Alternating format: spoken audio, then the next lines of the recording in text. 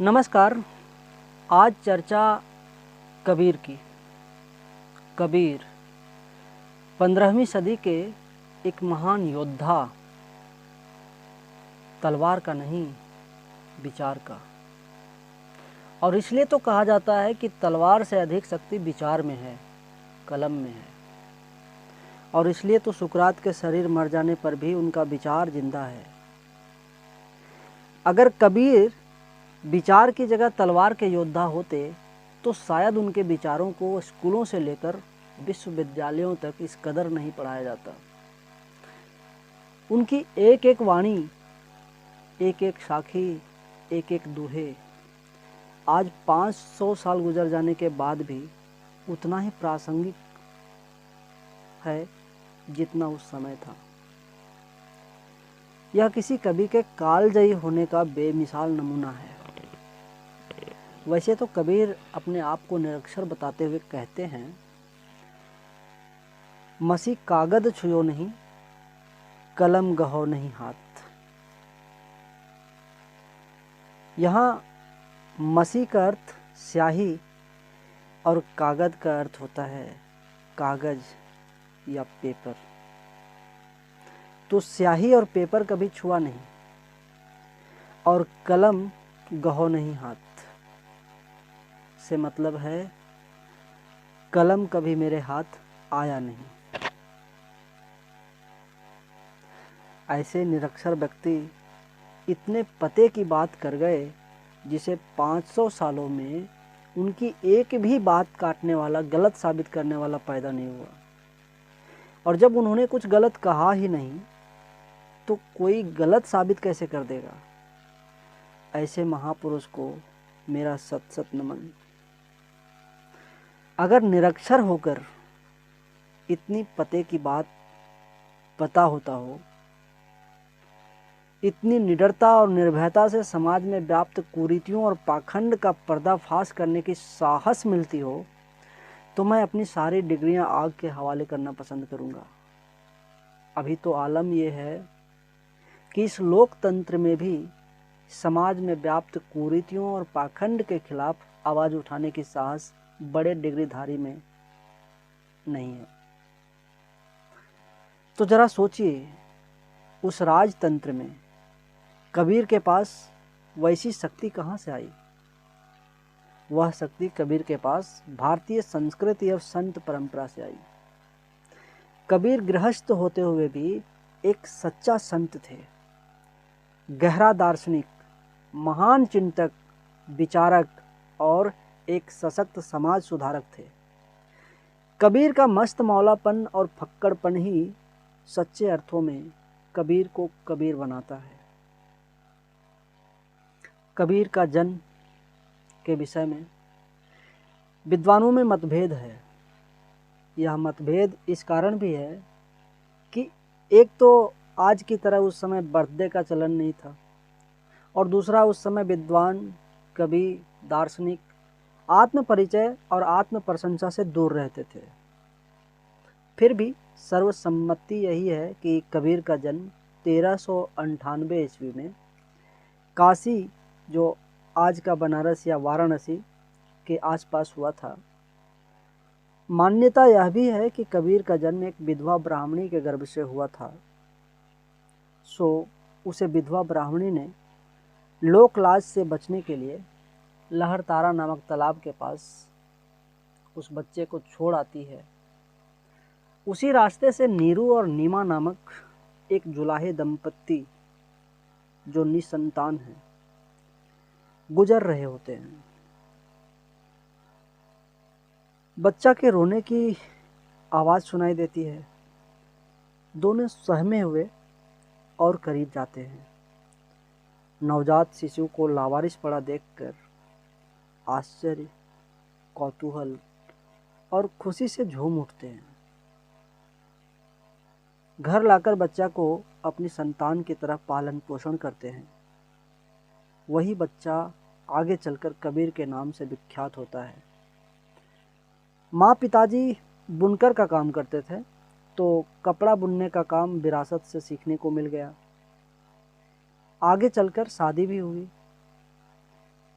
कमाल और कमाली नामक 2 बच्चे भी हुए। पर कबीर का मन रमता था साधु संतों की संगति में, घुमक्कड़ी में और फक्कड़पन में। साधु संतों की संगति से ही यह निरक्षर व्यक्ति इतने ज्ञानी व्यक्ति बन पाए। कबीर आजीवन समाज में व्याप्त कुरीतियों और पाखंड के खिलाफ आवाज उठाते रहे। वह सच्चे दिल से समाज की भलाई चाहते थे। कबीर मूर्ति पूजा के विरोधी थे। उनका मत अद्वैतवादी था। अद्वैत से उनका मतलब जीव और परमात्मा अर्थात प्राणी और ईश्वर दोनों अलग अलग नहीं हैं, बल्कि जीव इस परमात्मा का अंश है, उसी का हिस्सा है, उसी का टुकड़ा है। यह बात कबीर की इस दोहा से स्पष्ट है। जल में कुंभ, कुंभ में जल, बाहर भीतर पानी, फूटा कुंभ, जल जल ही समाना, यह तथ्य बूझो ज्ञानी। जल में कुंभ, पानी में कुंभ, कुंभ का मतलब घड़ा, तो जल में कुंभ है, घड़ा है, कुंभ में जल और घड़े में पानी है, बाहर भीतर पानी। तो कुंभ के अंदर भी पानी और कुंभ के बाहर भी पानी, घड़ा के अंदर भी पानी भरा है और घड़ा के बाहर भी पानी भरा है। फूटा कुंभ जल जल ही समाना। अब जब कुंभ फूटा, पानी के भीतर वो घड़ा फूट गया, तो उस घड़े का पानी कहाँ समाएगा? उसी कुंभ में, उसी जल में, जिस जल में वो डुबोया हुआ है, उसी सागर में, उसी नदी में, उसी तालाब में। मतलब वो जो अंदर का जल है वो बाहर का जल से मिल जाएगा। यह तथ्य बुझो ज्ञानी। कबीर कह रहे हमारा और ईश्वर से इसी तरह का रिश्ता है, हम अलग नहीं हैं। हमारी जब मौत होगी तो हम वहीं विलीन होंगे। हम उसी के अंश हैं, हम कुछ अलग नहीं हैं।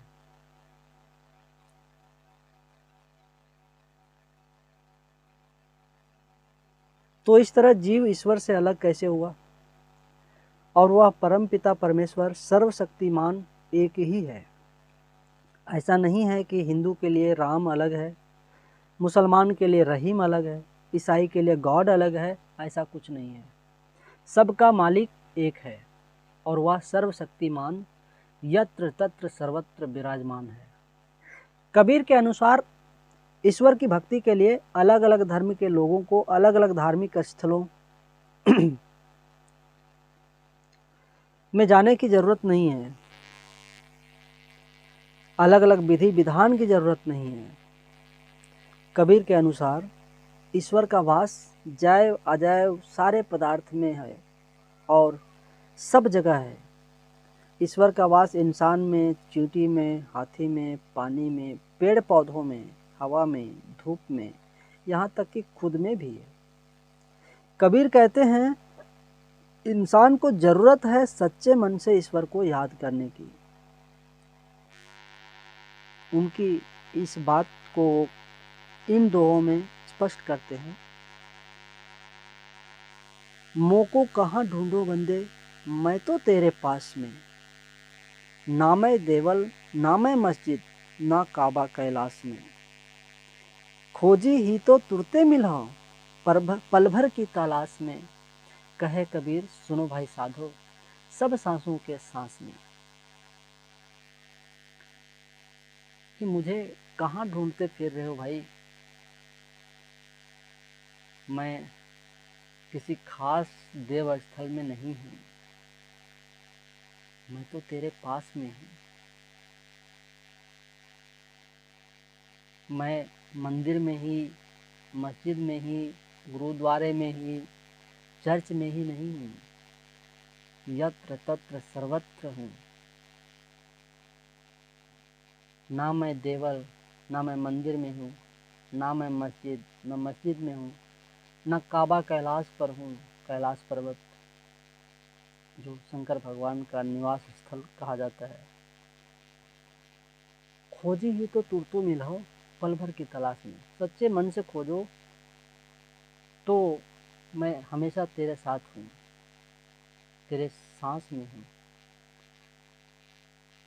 तुम जो सांस ले रहे हो उसी हवा में विराजमान हूँ, कण कण में हूँ, हर जीव में मेरा निवास है। तेरे अंदर भी हूँ और बाकी सारे जीव में। तुम्हें तो जरूरत है प्रेम से सारे जीवों में और इस सृष्टि के सारे जीवों से प्रेम में व्यवहार करने की। मुझे पाने के लिए बहुत पाखंड करने की जरूरत नहीं है, बहुत ढोंग करने की जरूरत नहीं है, बहुत मशक्कत करने की जरूरत नहीं है। सहज सुलभ हूँ, हर जगह हूँ। बस जरूरत है इस संसार के लोगों से प्रेम करने की, संसार के जीवों से प्रेम करने की, सहज रहने की, कर्म अच्छे करने की। तो कबीर के अनुसार मनुष्य को ईश्वर प्राप्ति के लिए पाखंड करने के स्थान पर सभी जीवों से प्रेम करने की जरूरत है। समस्त सृष्टि से प्रेम में व्यवहार करने से ईश्वर की प्राप्ति सहज है। प्रेम की महत्ता को बताते हुए कबीर कहते हैं, पोथी पढ़ पढ़ जगमुआ, पंडित भया न कोई। ढाई आखर प्रेम का, पढ़े सो पंडित होए। कि पोथी पढ़ पढ़ के जग मर गया, दुनिया के लोग मर गए, कितने ही बड़े बड़े विद्वान आए और पोथी पढ़ पढ़, बड़े बड़े ग्रंथ पढ़ पढ़ मर मिटे, लेकिन उनमें अगर प्रेम की भावना नहीं रही, अगर वो व्यक्ति रूखा रहा, वो पूरा जीवन आडंबर करता रहा, पाखंड करता रहा, कितना ही ज्ञानी रहा, किसी काम का नहीं। जो 2.5 अक्षर प्रेम का पाठ पढ़ लेता है वही सच्चा ज्ञानी है। तो प्रेम का पाठ जिसने पढ़ लिया, सच्चे अर्थ में वही पंडित है, उसी का जीवन सार्थक है। कबीर का प्रेम से मतलब अभी का ट्रेंडिंग संकुचित बॉयफ्रेंड गर्लफ्रेंड वाला प्रेम नहीं है। उनका प्रेम शब्द का संदर्भ समस्त सृष्टि और सृष्टि के समस्त जीवों से है। ऐसा प्रेम नहीं कि मुझे गोरा चमड़ी सुंदर और आकर्षक लगता है तो शेष काली चमड़ी वालों से नफरत करूं। अपनी जाति से प्रेम और शेष जातियों से नफरत, अपने धर्म से प्रेम और शेष धर्मों से नफरत, मनुष्य जाति से प्रेम और शेष प्राणियों से हिंसा और नफरत के लिए कबीर प्रेम शब्द का प्रयोग नहीं करते। ये ध्यान रखना है। हम समस्त जीवों के साथ जितना प्रेम से पेश आएंगे, हमारा जीवन उतना ही सहज और आनंदमय होगा। जैसा कि हम सबको पता है कि संसार में जो आया सो जाएगा, राजा रंक फकीर। कबीर के ही शब्दों में, जो आया सो जाएगा, राजा रंक फकीर। एक सिंहासन चढ़ी चले, एक बंधे जंजीर। सृष्टि का नियम है, जो आया सो जाएगा। वो राजा हो, बहुत संपन्न हो, वो रंक हो जिसको खाने के लिए सोचना पड़ता हो, दरिद्र हो, भूखा हो, नंगा हो, या जो फकीर हो, संत हो, महात्मा हो, सब तरह के लोग इस संसार में हैं, पर वास्तविकता क्या है कि सबको एक दिन जाना है। कोई टिकता नहीं है, संसार का नियम है। कोई हमेशा के लिए यहाँ नहीं है, कुछ भी हमेशा के लिए नहीं है। ये पृथ्वी हमेशा के लिए नहीं है, तो सूरज हमेशा के लिए नहीं है, चंद्रमा हमेशा के लिए नहीं है, ग्रह के बाकी ग्रहों के जो बाकी ग्रह हैं, सौर मंडल के अन्य ग्रह, वो भी हमेशा के लिए नहीं है। ये सब पूरा प्रकृति, पूरी सृष्टि अस्थिर है, चलायमान है, कुछ स्थिर नहीं है, सब परिवर्तनशील है और कोई भी परमानेंट नहीं है। हाँ, ये बात अलग है कि हमारे जीवन के तुलना में पृथ्वी के जीवन, सूर्य का जीवन, बाकी ग्रहों का जीवन और बाकी तारों का जीवन काफ़ी लंबा है, काफ़ी लंबा है, पर हमेशा के लिए नहीं है। इनका भी निर्माण हुआ है और विनाश होगा। ऐसे ही यहाँ पर जितने भी जीव हैं सब आते हैं और एक दिन जाते हैं। तो कबीर इस मामले में अलग कैसे होते, वो भी आए और उनको भी जाना था। फिर कबीर अपने शब्दों में संसार की नश्वरता को बताते हैं इन दोहा में, इस दोहा में।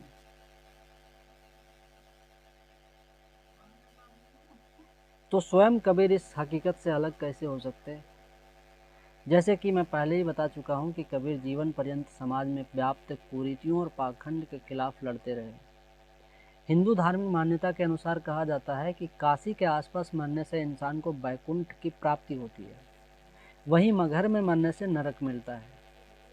इस मान्यता को तोड़ने के लिए कबीर अपने अंतिम समय में मगहर चले जाते हैं और मगहर में बताया जाता है सन 1518 ईस्वी के आसपास उनका निधन हो जाता है। इस तरह एक सच्चा संत, गहरा दार्शनिक, समाज सुधारक एक लंबी आयु लगभग 120 वर्षों का जीवन जीकर पाखंड के खिलाफ लड़ते हुए अपना जीवन त्याग देते हैं। तो एक ऐसे संत, इनकी एक और रोचक बात बता दूं कि इनका जन्म 1398 में हुआ, मतलब 14वीं सदी में, और 15वीं सदी पूरा जिया और 16वीं सदी के 1518 ईस्वी में निधन हुआ। तो 14वीं सदी थोड़ा सा 2 साल, 15वीं सदी पूरा और 16वीं सदी 18 साल, इस तरह से 3 सदी को जीने वाले, 3 सदी को देखने वाले ऐसे